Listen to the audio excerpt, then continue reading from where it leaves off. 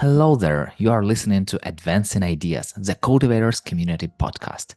Here we share real stories of real people making their ideas happen in big companies. My guest is Steven Panza, Innovation and Design Thinking Lead at Experian, where he focuses on facilitating design sprints to bring product and people innovation to the marketplace, and a long-term member of the Cultivators community whose knowledge of design thinking and commitment to finding innovative solutions sometimes even leads him to test different layouts in his kitchen to optimize the experience of making his morning coffee. So, hello, Steven. Hi, how are you doing? Hey, I so long no talking in this like person setting, kind of new person setting. And here we are back again. I'm so curious to learn more about your story, not only cultivator story, but general professional story. And the first question, it's a little bit not about professional story. Tell me one thing about you that I can't find on your LinkedIn profile. Great question. So the first thing that came to mind was just my love of travel and adventure.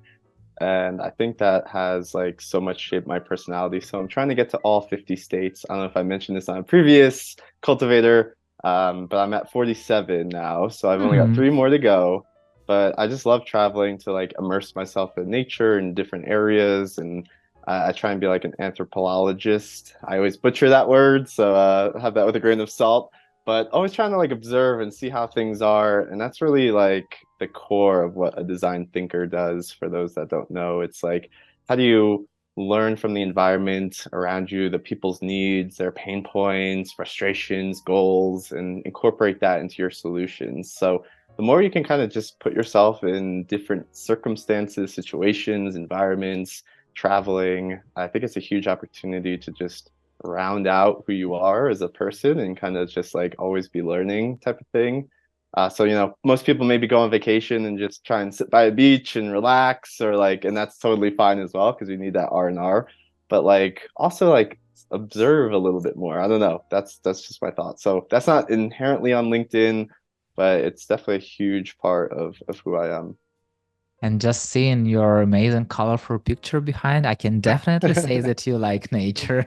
Yes, yes, definitely. So my room is quite dark, so I can't have any live plants, but there's also been like studies, the more you surround yourself with like greenery and plants, like it does unlock creativity. So if I'm having a tough day, I look over, I'm like, all right, I'm just in the jungle with some like monkeys and frogs and whatever. It works for me, so it's cool.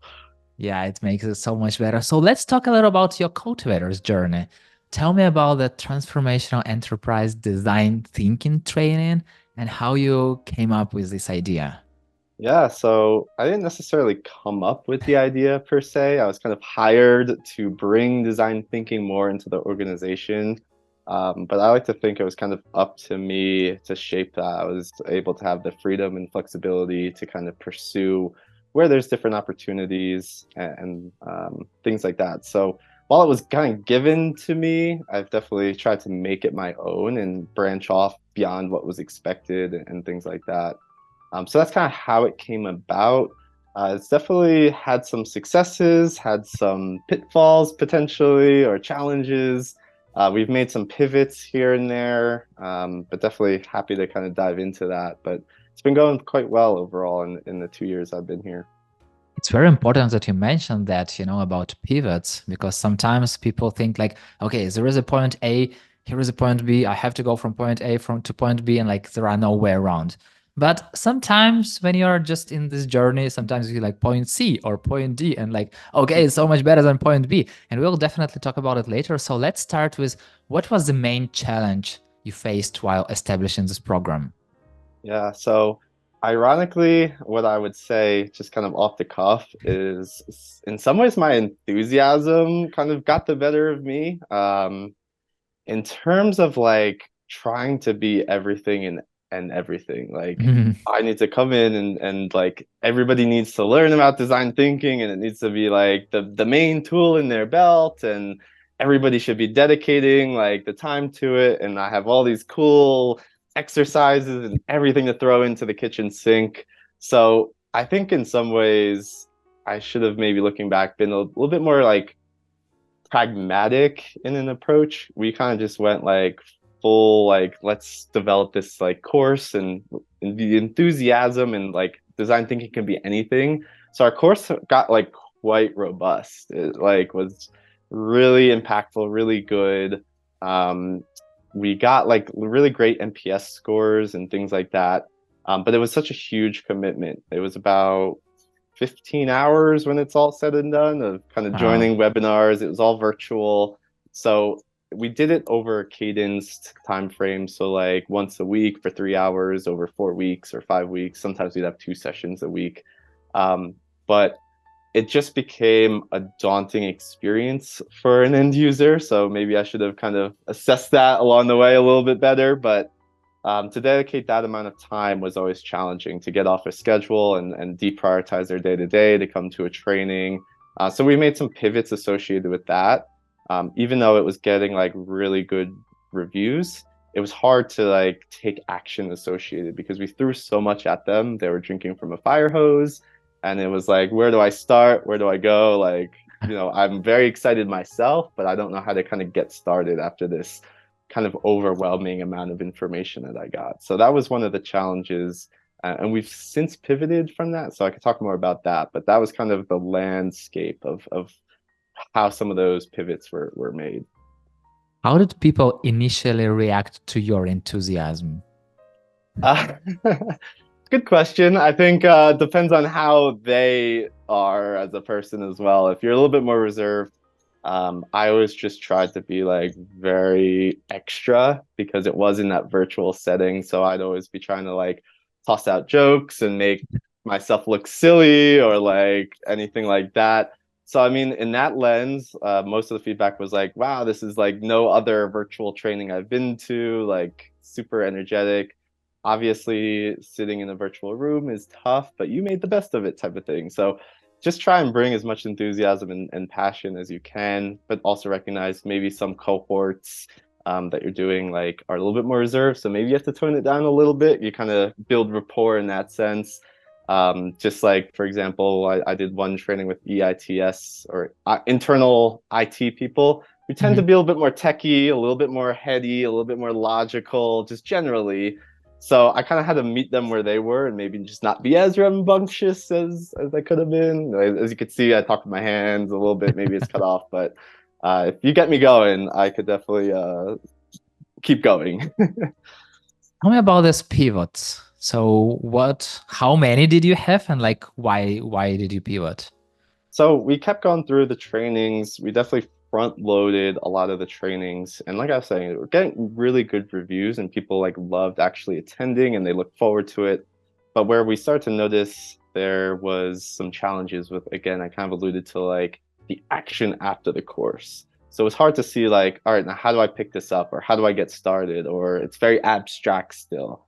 So one of the pivots was we in many ways deprioritized doing like a formal training and did more of like standalone resources in Hmm. addition to a little bit more of kind of like mentoring.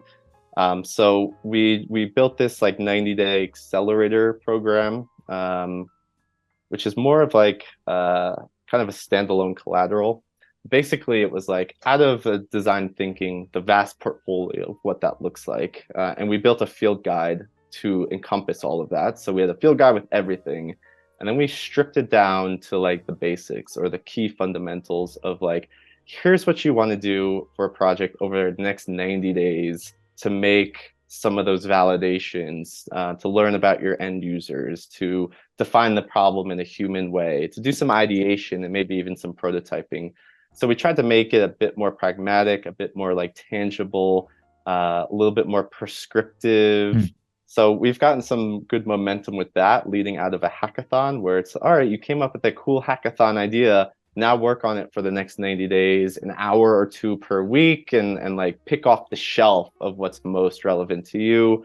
And then as needed, come to us and we can kind of give some assistance there. So it's been a little bit more of a pivot from, hey, this is a capabilities course and it's everything versus how, and now we're kind of going from an approach of more how can you use it in real time? Like you have a project, like what are the tangible actions to take associated with that?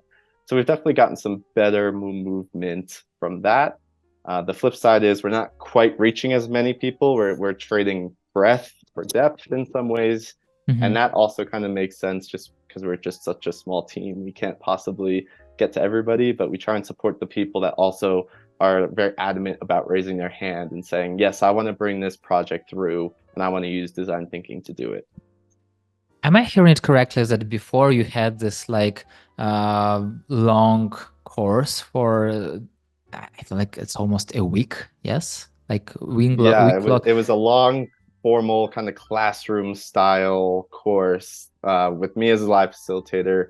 Do like 2 or 3 hours a week, potentially twice a week, for however long it kind of took us to finish the course. So basically you change that for like this longer experience and moving step by step during their project that people bring to this. Right, right. So it's more of meeting them where they are Mm-hmm. versus kind of Mm-hmm. like, I don't want to say like forcing ourselves upon them. I don't know if that comes off right or not.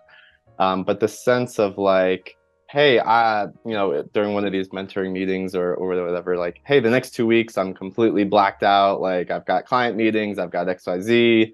All right, well, like go do that and then come back when you're in a place that you need some more guidance or you're ready to pick it up. So we're trying to kind of meet them more of where they are, tap into their flow of work, their cadences, their availability, and it seems to be a better experience for that individual in terms of like actually taking some action associated or taking even more action associated with design thinking.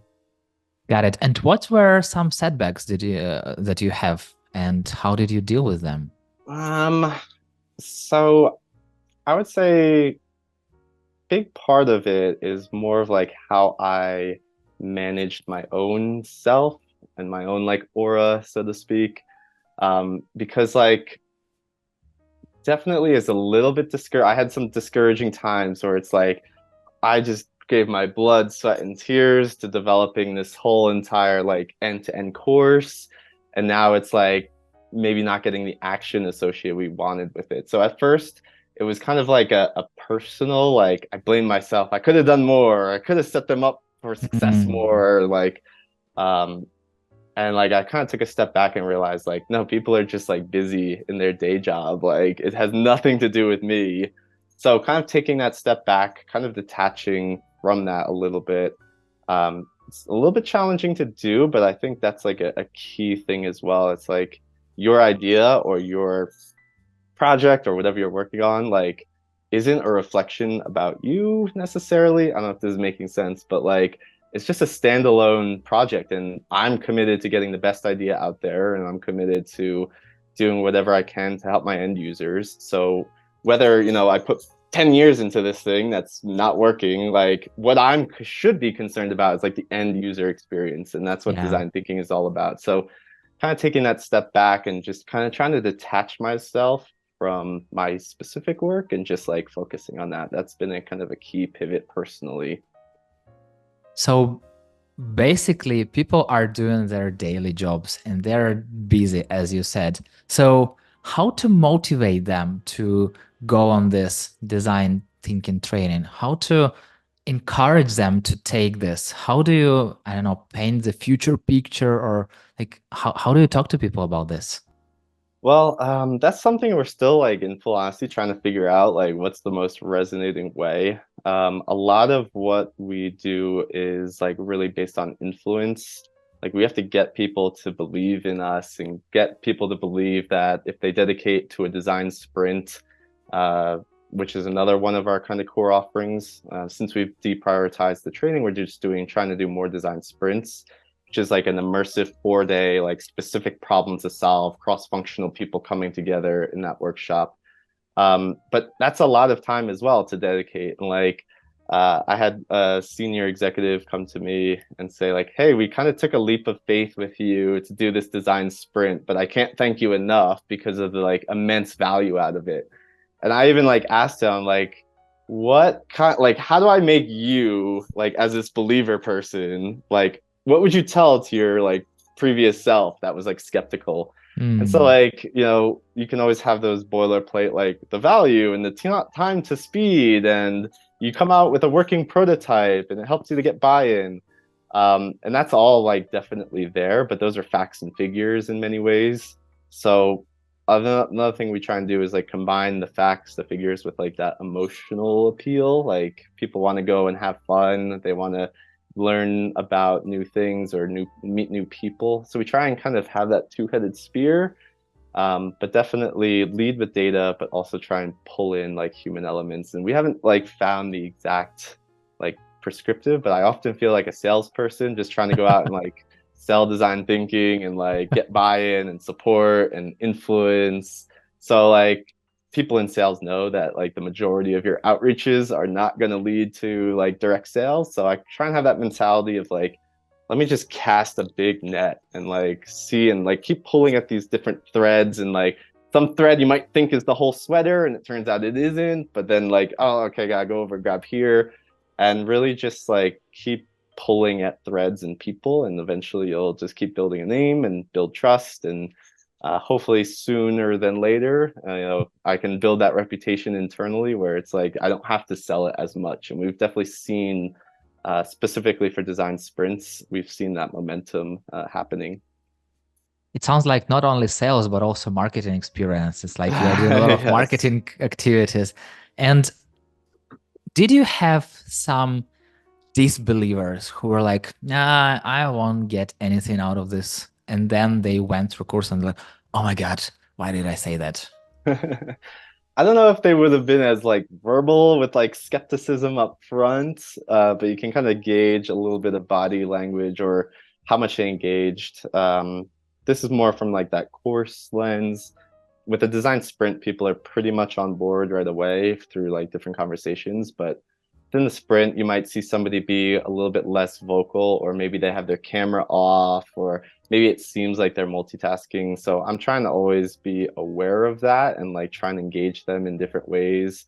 They must not love this, but sometimes I call on them specifically for like, hey, what are you thinking about this? Or even acknowledging some skepticism, which makes me nervous as a facilitator, but like, oh my gosh, what are they going to say? But I could even be like, what are you skeptical about? What are you apprehensive about? What are you nervous about? And then try and address them in the moment or aside a desk type of thing. But just being honest and being vulnerable and real, I think goes a long way. Like if I'm up here like giving my all as well, like I feel like somebody, even if they are skeptical, they might acknowledge that. Like, the passion might rub off on them, but that's kind of just the direction I try and take it. And we have seen some people like get more engaged as the course went on as well.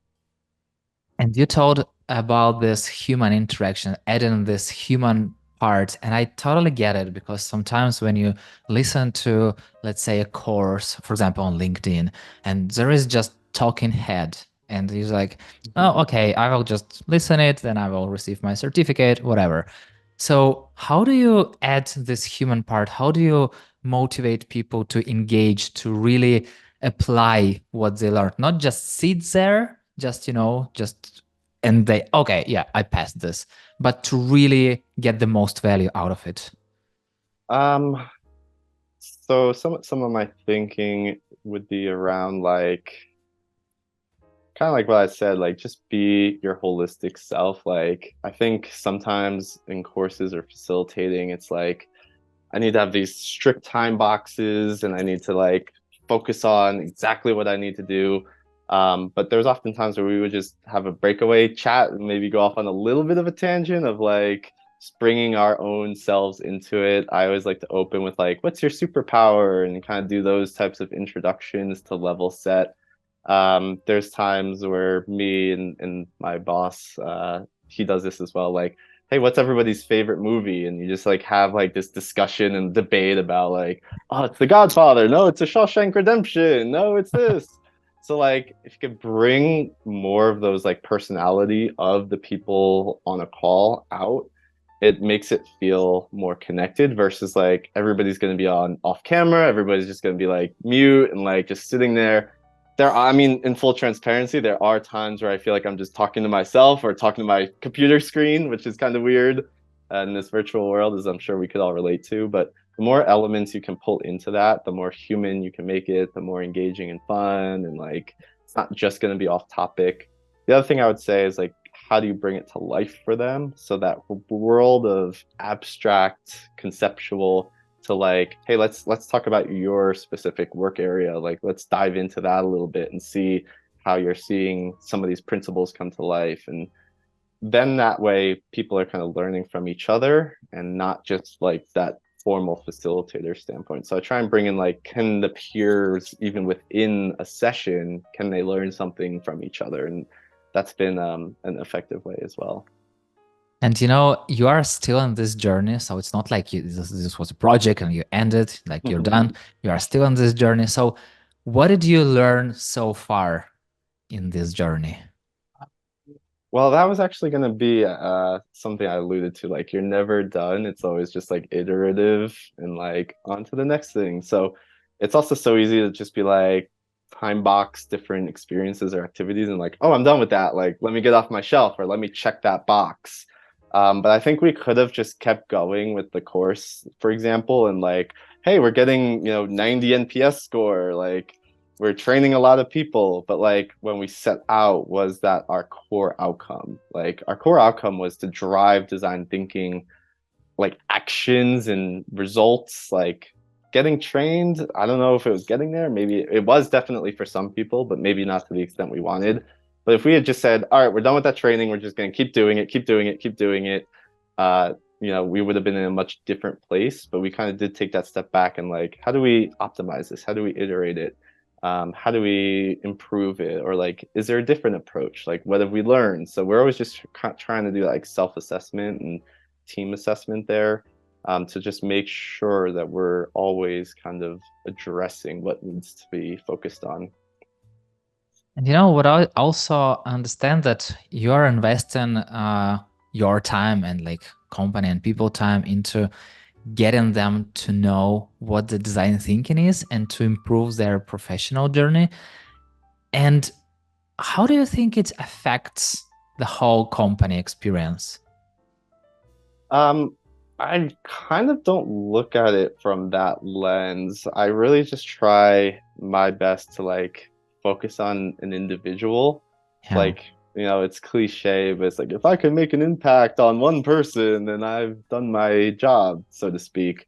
So I think that like also helps from a user experience of like, and I'm meeting with somebody or if I'm doing a training, like you're my whole existence, like you're my focus. I will do anything to help you type of thing. And that people feel that versus like, we're trying to improve the organization. It's just very corporate speak to me. Like, I don't know, it just never resonated with me in that lens.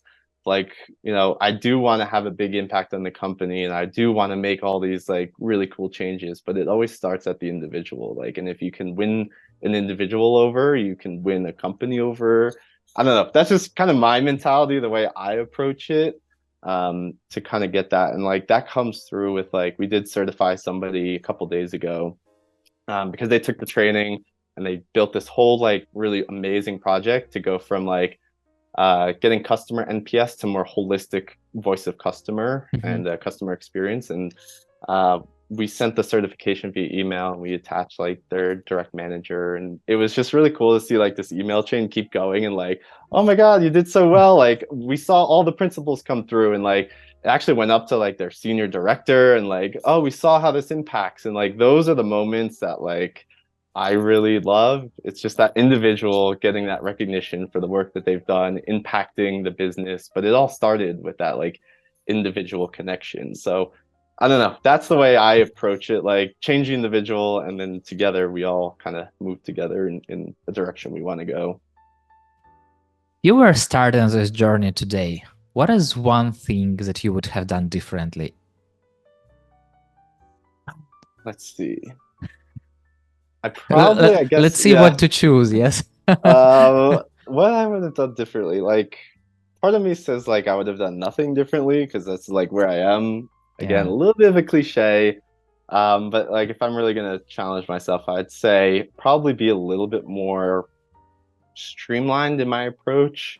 I think even though I teach this, it's still sometimes hard to like either do like a pilot or share work like really early on. I think like if you're in this environment, you tend to be like a little bit more perfectionist mentality, and like we want to have all this like we want to know every answer question like button down. We need to know every like variable, and we need to know everything. And I'm not gonna put out work until I know all of that. So I think like again, I teach this, so it's quite ironic. So that just goes to show it's not the easiest. But like I had given some stuff earlier on and seen how it resonated and see if it led to some more action. I think I may have been a little bit more iterative in my approach versus like my enthusiasm, like head down, let me go build this whole course and like, figure it out afterwards. So that's maybe what I would have done differently. But again, all of that learning is invaluable throughout that process. So I may not have learned all of that. So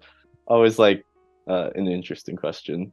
Yeah, what I love to say that I've made so many mistakes and I still repeating them from time to time. So yeah, Yes, yes. I totally hear what you're talking about. And from your experience as a cultivator, as a change maker, as a person who brings positive things into the people lives, what is one small action step to take for any cultivator to create positive changes? Um, so I think I would say like start with yourself in many ways.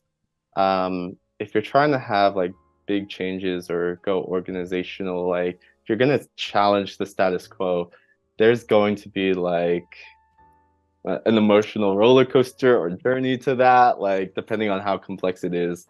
But the more you can do it just in like your personal life and like set yourself up to be, the metaphor I like is the calm surface water. Like there could be chaos going on underneath, and like oftentimes when I'm doing a design sprint, I have absolutely no idea what the topic is. Like sometimes it's so technical, and like I work at a software company, and they go into like R coding and Python and how do we optimize this coding to get to this result, and like I have no idea what they're talking about, but I know that I'm there to facilitate them to get to their goal.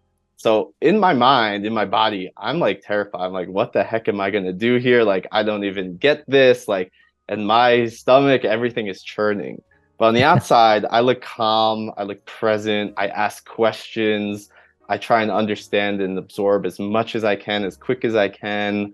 And that's like kind of what you have to be, because that builds trust. If they see any sort of panic or worry on my face, like I've lost all credibility.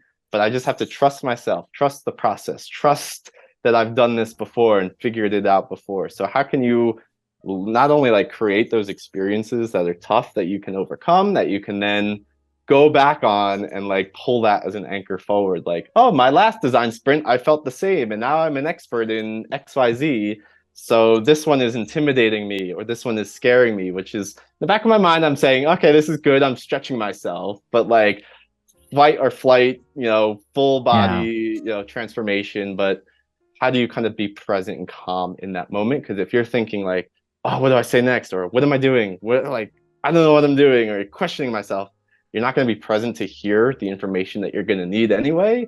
So you might as well try and like calm it, and then just like, what comes in is going to be more memorable to you. You're going to learn it better if you're calm and still and not anxious about it. So that would be the first thing. I mean, that's the main thing I would say to people is like, how do you create that environment within yourself to be that calm, like trusted partner, even if you don't know necessarily what you're doing. You gotta trust yourself and trust the structure and process. Be water, my friend, as Bruce Yes, Lee said. yes, yes. Amazing. Yes, that's kind of where I've gotten it from. Like Eckhart Tolle kind of alludes to like being the stillness of the water. It definitely always resonated with me. Because if like I think the to just take it one step further, like if you watch a duck on the surface, is he's just floating calm. But if you get an Yeah. underwater camera, they're like feverishly kicking their legs, and like you don't see that, but you see the calm presence. I don't know. Especially when you're just trying to like build trust in the work that I do, where it's all influence, and like they could be like, okay, we don't need you anymore, like type of thing. Not that that's ever happened, but like you need to bring like that confidence in yourself. Steven, what is the best way to connect with you? Um, I mean, you can shoot me an email is probably the best way. So I'll drop that in to the podcast. But Steve J Panza at Gmail, probably the best way to get in contact, or LinkedIn as well. Got it. You know, Steven, I wish to have the sky as the limit, but time is the limit. So the final question, name one song you like that comes to your mind right now. One song. The first song that came to my mind was "Stairway to Heaven" by Led Zeppelin. Got it. So I like that one. Now, as I'm thinking a little bit more, there's this really good one. Let me just make sure that I have it. It's called "Just Livin'" Hmm. by K-Bong. So it's a little bit reggae vibes, but it has such a really powerful meaning to it. Just making sure I'm getting the artist right. Yes, just living. So it's all about living for the song is all about like living for the present moment and appreciating where you are and like we don't know what's gonna happen. So I've had some bad family situations over the last couple of months. I lost an Hmm. aunt and an uncle, and like I listened to that song a lot just to like just appreciate the moment. We don't know what's gonna happen next, so Yeah. just live for the moment, basically. So that one's definitely really powerful to me. I'm going to listen to it right after we finish. And Steven, thank you so much for such openly sharing your cultivators journey and giving your valuable experience right away for all the change makers in the world who want to make the difference. Definitely, and I so much appreciate this community. I haven't been as engaged with it as I've been, but definitely early on when I joined the company I'm at now, like I was definitely involved with cultivators, testing out a couple different ideas with people, and like getting that support system because I was just starting off new. I had been laid off for a while, so I was kind of nervous to get back into the workforce from COVID. So that community just really lifted me up and accelerated me back, and that's really why I love to just anytime you reach out, I try my best to either be there or like do something like this, because I think there is just like value in having a community where you can come together and just like, you're not on the performance measurements. You can try Yeah. things out, like you can have open conversations, like learn from others. There was a couple times where I connected with people and we had a few mentoring sessions, like so it's been a really great experience. So definitely advocate for joining cultivators. Yeah, I totally agree with you. This sounds very much like I feel. And yeah, see you in the cultivators community. Definitely.